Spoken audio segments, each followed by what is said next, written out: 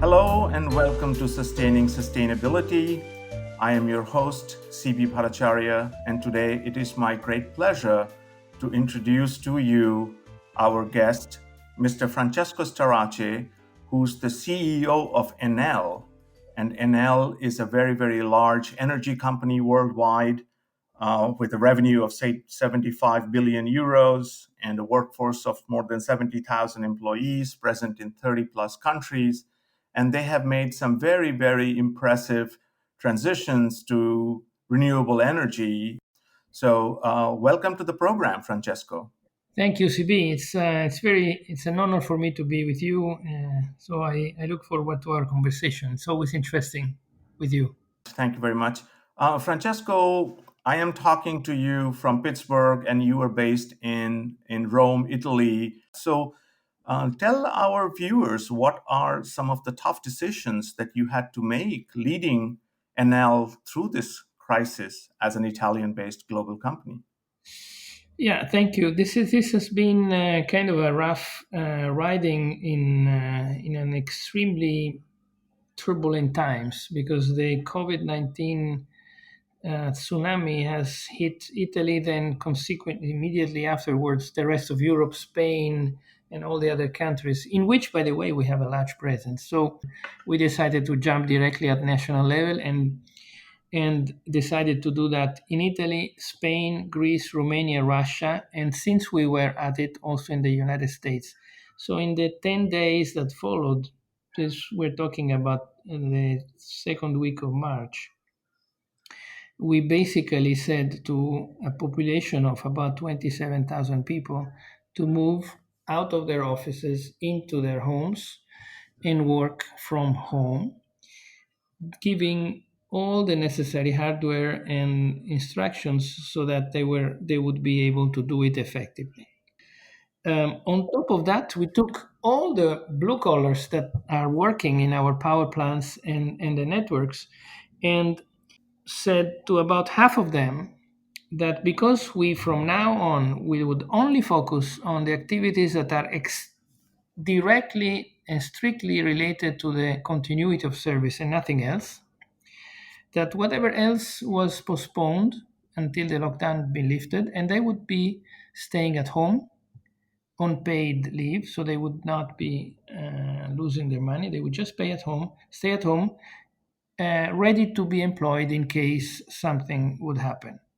The other half, we would keep working at fixing, of course, breakdowns that inevitably happen and keeping the lights on and managing the controls of the power plants and the network with totally revised and completely changed work patterns, protocols, giving them protective gears and shifting their work in different ways so that they would not be exposed to risk.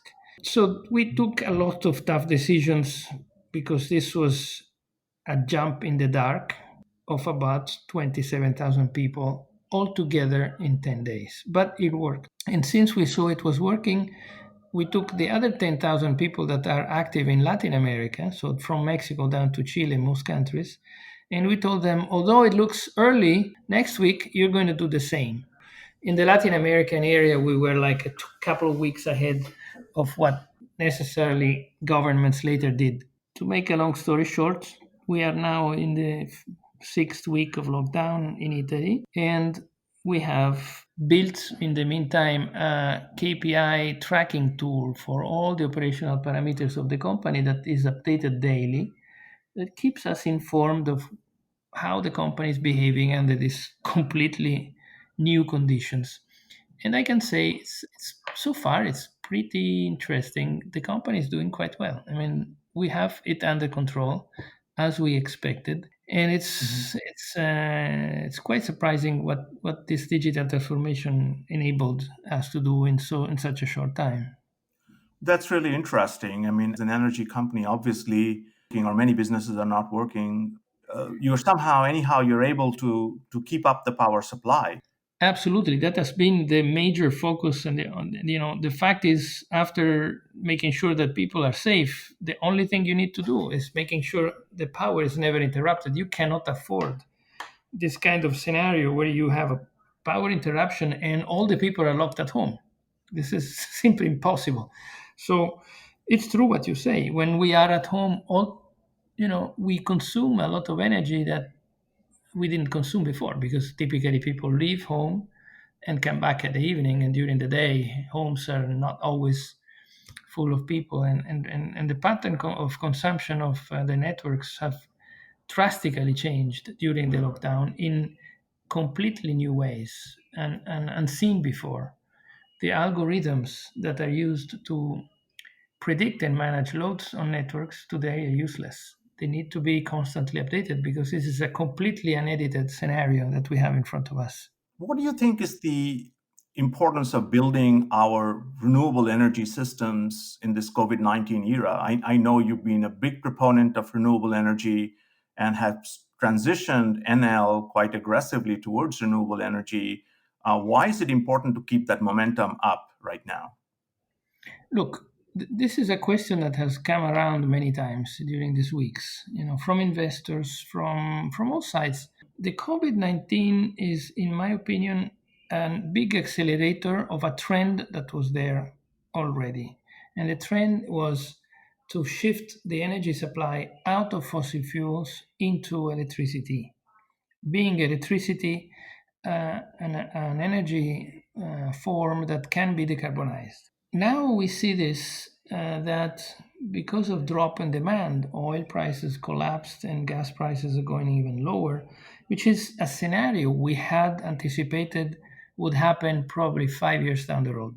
So this is just a fast forward to a future which we had in mind, which reinforces, in our opinion, the need to focus on zero marginal cost electricity, which is only renewables. We are more than convinced that we have to double down in our efforts of bringing about renewable energy.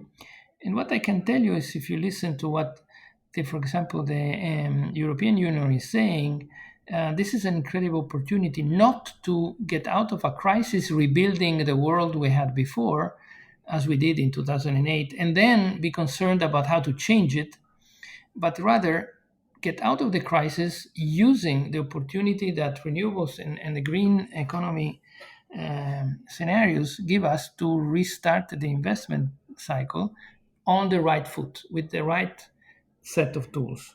So we are gearing up for that. Clearly, not Right. something that you can do while you are in a lockdown, but you can prepare for an acceleration after that. So the European Union, of course, has always been a proponent of the future and renewable energy, green energy future. What about emerging markets like China and India and even parts of the United States where fossil fuels are still used quite a lot? Are we likely to see a resurgence, you think, worldwide?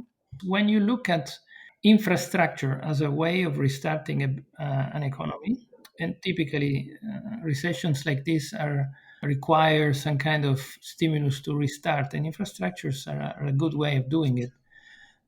Who can actually make a case that it is wise to put a billion or two or three into fossil fuel power plants when you know that there is no competitive economic rationale behind it?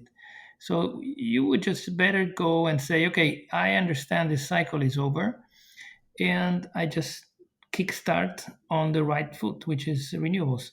I know it seems strange because people are saying, when oil prices go down, renewables suffer. It's never been the case since now 7 years. I mean, the decoupling between oil prices and renewable investment is evident everywhere. Changing gears a little bit, Francesco, a few years ago, I had interviewed you for my book, Small Actions, Big Difference. And you told me the importance of corporate purpose or for companies to have a sense of purpose. Yes. Would you affirm that message now? Are we going to see some new forms of capitalism emerge where purpose comes before profit? Or given that the economy has slowed down so much, are we going to go back to the old ways of doing things and maximize shareholder value and cut out everything else? Look, let me tell you the experience we're living. And we are living this experience in different countries with different governments in different setups and different regulatory frameworks all over the world. What happens during a lockdown, and I think will remain after a lockdown, is that companies, not only us, I was talking before with Bayer, they have the same story. I mean, companies need to simplify a lot in many ways. And one very effective and spontaneous way that I found we did in our company is that you really go down and find the reason why the company exists. What is the purpose of the company? In our case, it's very simple. We give energy, electricity to society, right? That's the purpose. This is a crisis that forces everyone, governments, companies, each part of the society to rethink the essence of its own being. So the purpose of being there. What companies do, they don't make only money because you have to justify your presence to your own employees, to yourself, and to the society. What is your purpose? Why are you useful?